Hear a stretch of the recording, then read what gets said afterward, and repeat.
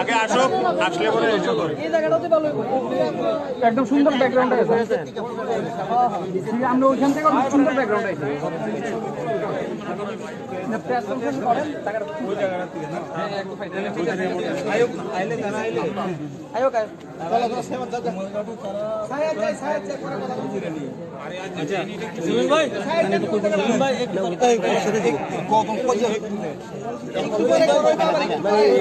ওই একসাথে তোরা সবাই মানে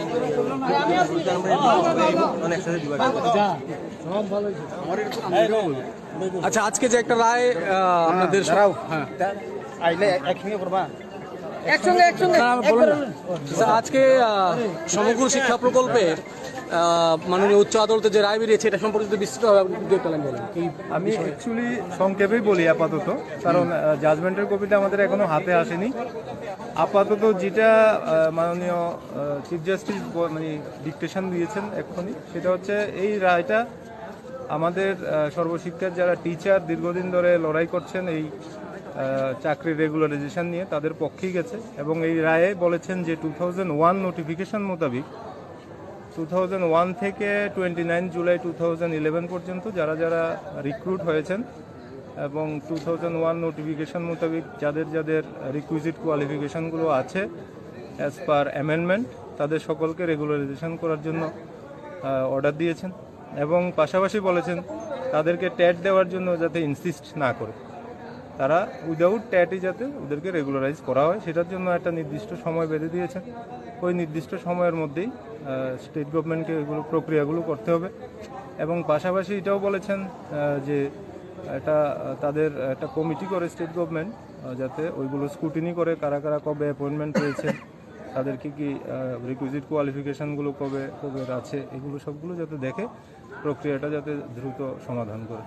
2021 সালে যে রায়টা বেরিয়েছিল এবং আজকের যে রায়, দুটোর মধ্যে মানে তফাৎটা কোন জায়গায়? 2021 সালের রায়টা হয়তো আমরা চ্যালেঞ্জ করেছি সর্বশিক্ষা টিচারদের পক্ষে হয়ে। ওই রায়টাতে বলেছিল যে এই যে রিকুইজিট কোয়ালিফিকেশানগুলো যেগুলো আপগ্রেডেশন করা হয়েছিল টিচারদের, সেগুলো নাকি ট্যাটে বসার জন্য করা হয়েছিল। কিন্তু অ্যাকচুয়ালি ডকুমেন্টসগুলো এইভাবে বলে না। ডকুমেন্টসটা বলে যে আপগ্রেডেশনটা অ্যামেন্ডমেন্ট করে time to time state government করেছিল এই কারণেই যে এখানে তো ওই ধরনের ট্যাটের মানে ট্যাটের যে কোয়ালিফিকেশনগুলো আপগ্রেড করার জন্য বা ট্যাটে বসার জন্য ওই ধরনের পরিকাঠামো ছিল না ত্রিপুরা রাজ্যে, যার ফলে ট্যাটের প্রক্রিয়াটা স্টার্টই হয়েছে 2012-এর পরে মোস্ট প্রবলি।